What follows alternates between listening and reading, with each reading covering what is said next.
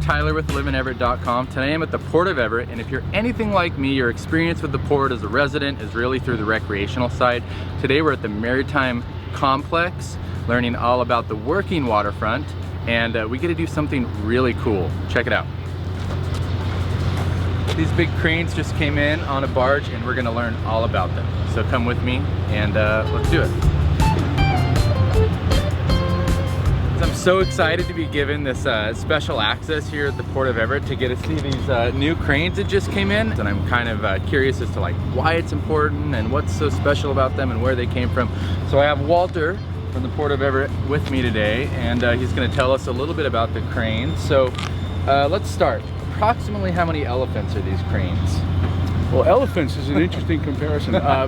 Cranes are about 2.1 million pounds a piece, so that roughly averages about 600 elephants a piece, so it's quite a large herd. Yeah, they're massive. How tall are they? Right now in this configuration, if you were to look at the apex, that's 214 feet off the deck of the barge.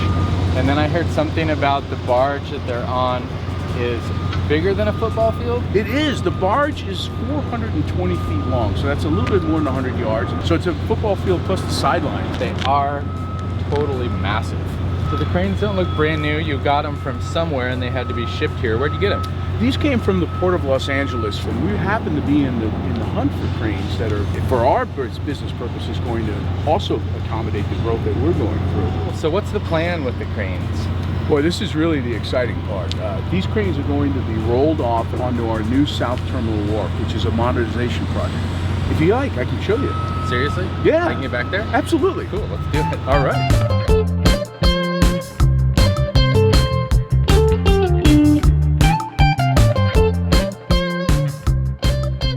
Welcome to the South Terminal, Tyler. Gosh, it's so cool to be out here. I mean, obviously, I've never been down here before. Like I was saying, that the only experience I have with the port is over on the recreational side. So this working waterfront blows my mind. I cannot believe this project that you guys are doing. Oh, it's a big one. It's the biggest one we've ever undertaken. It's a $57 million modernization project that's going to develop the working waterfront even better.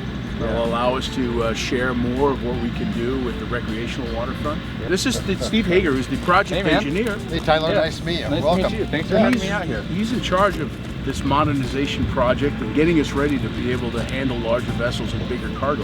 We're upgrading the 700-foot long wharf, okay, that was built in 1970s by Weyerhaeuser. So this is where the cranes are going to be eventually, right? And they just came in, and now they're way over there, and they got to come over here. So how are you going to do it? The tug brought in the cranes this morning on the barge. Yeah. And now they're removing all the sea bracing that was put on to bring it up to coast. Okay, once that's removed, the tugs will bring the barge in over here and we'll get it moored and set up. And that's when we'll offload the crane. What do the cranes mean for the community? Well, it means a lot of things, Tyler, actually. We are a port that's very involved with the community. We currently support 35,000 jobs within the community. Once we're finished with this project, they'll add another 2,000 jobs, we estimate. We also contribute about $373 million in state and local taxes through the activities that come over this port.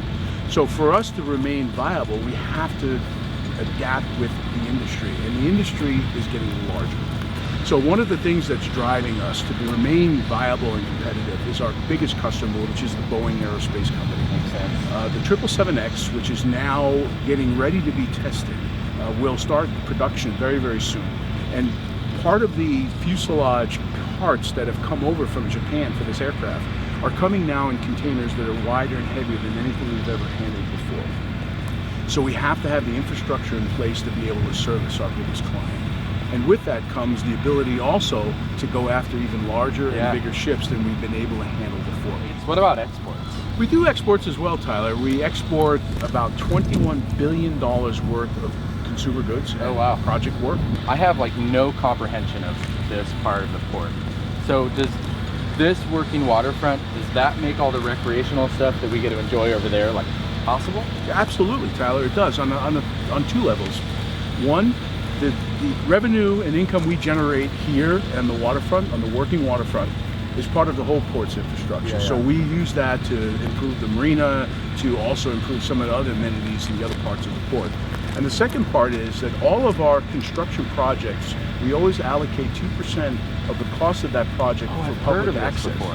Our mission is to provide economic opportunity for this community, and we take it very seriously. Thank you so much for letting me come here, Tyler, Steve. It was thank a you. pleasure. Good luck with all of this. Appreciate So that. yeah, I want to see it in action. When can I come back?